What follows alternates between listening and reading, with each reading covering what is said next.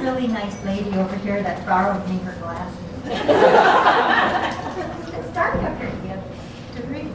Anyway, our last speaker is Dr. Brian Davis. Dr. Davis was born and raised in the Midwest. He's a little taller than I am. Where both he and his older sister graduated from Waukegan High School in Illinois. Brian's parents are retired educators. As a child, Brian came from a family of modest means. Brian attended the University of Illinois and received a degree in nuclear engineering in 1982. And in addition to engineering, he studied the German language. Thereafter, Brian began studying at the Massachusetts Institute of Technology and received the master's and PhD degrees in mechanical engineering and biomedical specialization. Can you say that fast 3 times? Brian's medical education at the University of Illinois included clinical rotations at the Veterans Administration Hospital in inner city Chicago. He completed his specialty training in radiation oncology at a large cancer center in New York. Brian met his wife Lori in medical school, and Lori, I believe, is here. Is she the only wife that came today?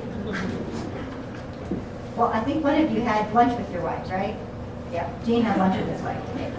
They have been married 16 years and have lived in Rochester for 12 years, where they are both employed as physicians at the Mayo Clinic. Lori and Brian have 4 children, ages 5 through 14. And I think without further ado, we'll introduce Brian Davis.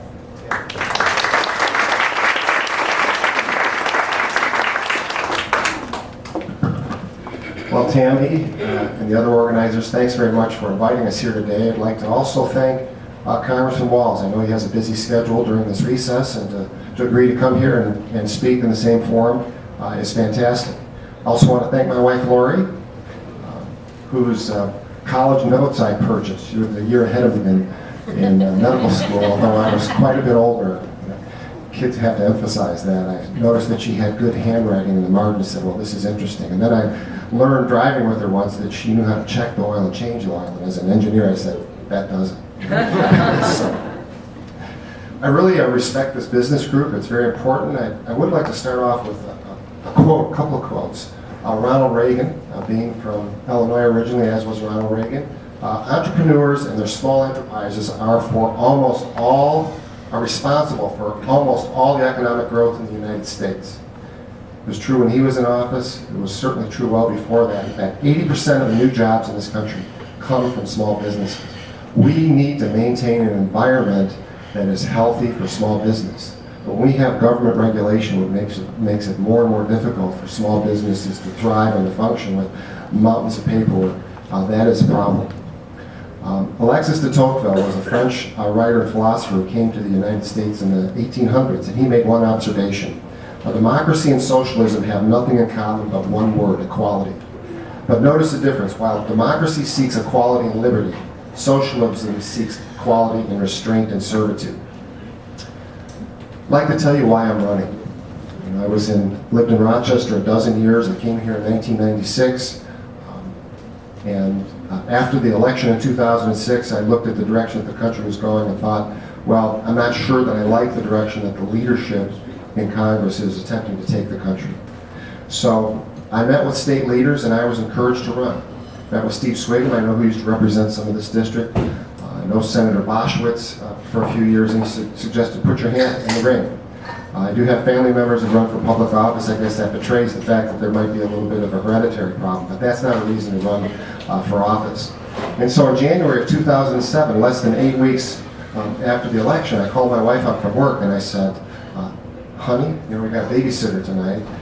I want to talk to you about something. Let's meet at a restaurant. So I went to a restaurant, sat down, and after a few minutes I looked her in the eye and I said, I think I need to run for Congress. And she looked back at me and she said, is that all? So, she's an emergency medicine physician. We have 4 children at home, and I'll tell you, when they come up to me, I'm a cancer doctor, maybe they're crying or they have a scrape, and I ask them, do you have a pathologic diagnosis of cancer? And they look at me quizzically, no. So go see your mother. So that works out really well. Campaigning has been just great. We have 4 children that are really involved in it. In fact, this last weekend we were in the Good View Parade. We've been in about close to 40 parades.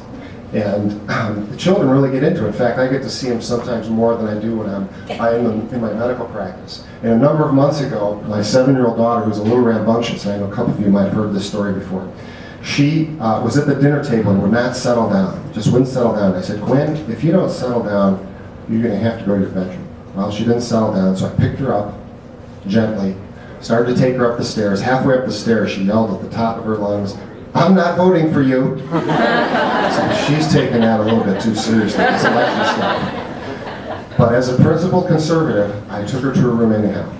And she stayed there for 45 minutes. She came back downstairs, sat next to me at the dinner table, looked up and said, Daddy, that's okay, I'll vote for you. And you know, I didn't have to bribe her with ice cream like a career politician might. We have problems in this country with health care, with energy, taxes, national security, and terrorism. Let's talk about health care. We have a situation where as a percentage of our gross domestic product, and compared to inflation, healthcare costs have just grown tremendously. There's not one solution to the healthcare problem, I'm convinced. It's going to take multiple solutions. We have 17% of our gross domestic product that's devoted to healthcare, yet only 2% of the elected officials in Washington, D.C. have a history of healthcare, being healthcare providers, whether physicians, dentists, nurses. We need people sitting at the table that can help solve those problems from a practical perspective, not rely on PhD bureaucrats and policymakers, but people that actually take care of patients in one form or another. Medicare is the largest unfunded liability that the federal government has. It's $34 trillion that's looking at us right in the face. But we also have to realize we have the best healthcare system in the world that is second to none. If you want to get a procedure done, you want a disease treated or cured, you come to the United States. Working in Rochester in the healthcare field, I see patients that come from all over the world. I don't see people from Winona or Rochester going to north of the border, England or other countries that have socialized medicine where people sometimes wait in line for 2 years to have knee replacements done. No, we have the best healthcare system in the world, but it's far from perfect. One thing we should also reflect upon is our longevity has increased tremendously. In 1985, the average life expectancy in this country was around 73 years of age. Now it's close to 80.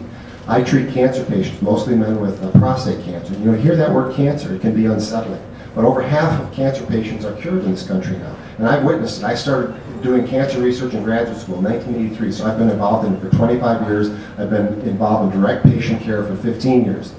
So I come in and I'll see Mr. Carlson, who's 75 years of age, with his wife and maybe some children there, and they have a look of concern because they've been diagnosed with cancer. But with our testing that we have now, we usually catch it early and it's virtually always treatable and curable. One of the first things I say is, well, Mr. Carlson, it's always better to meet under different circumstances, but here we are. We sit down, we talk about it, and I tell them, look, this is a very treatable and curable cancer. They want to know, is this going to take their lives? It's very unlikely. You know, Mr. Carlson, I'll work on you until you're 105, but after that, you're on your own. And then I had a gentleman a few months ago who said, well, my mother just turned 106 last month. So I said, well, then let's make it 110. So what are some of the solutions that we should have in healthcare? I don't believe a government takeover of the healthcare system is what we want. We want more competition, not less. We need transparency of cost. We need competition in health insurance. We have 50 insurance markets across this country. We have different states mandating different health care coverage, and it's hard for us to have a uniform market. The larger the market and the greater competition, the more people will be able to afford insurance and there'll be less uninsured. We need to emphasize preventive care as well. We have a big problem right now with energy. I used to work in the energy industry. We get 85% of our energy from fossil fuels, coal, oil, and natural gas. The price of gas has gone up, has doubled in the last 2 years. And it is such a travesty that in this country, we're the only major country in the world that forbids offshore drilling in the majority of offshore areas. Norway doesn't, England doesn't, Canada doesn't. These countries are environmentally responsible. The best thing, in my view, that Congress can do is to simply let the moratorium on offshore drilling expire on September 30th. That's what we should do. And what I'd suggest to you is that perhaps if you agree with that, write your congressman. You could do it on the back of the napkin and hand it to Tim right now. I'm given the 1 minute right here. So let me just conclude by saying thank you very much for giving me the opportunity to speak here. And let me also tell you that I am in a primary race, a Republican primary that's in September 9th. I am the endorsed candidate. We have a lot of support. in this race. And I'd ask each and every one of you here to get out for the primary and bring your 100 closest friends so that Congressman Waltz and I can have the opportunity to have more forums, all the way up to November 4th, which is about 75 days away. Thanks very much.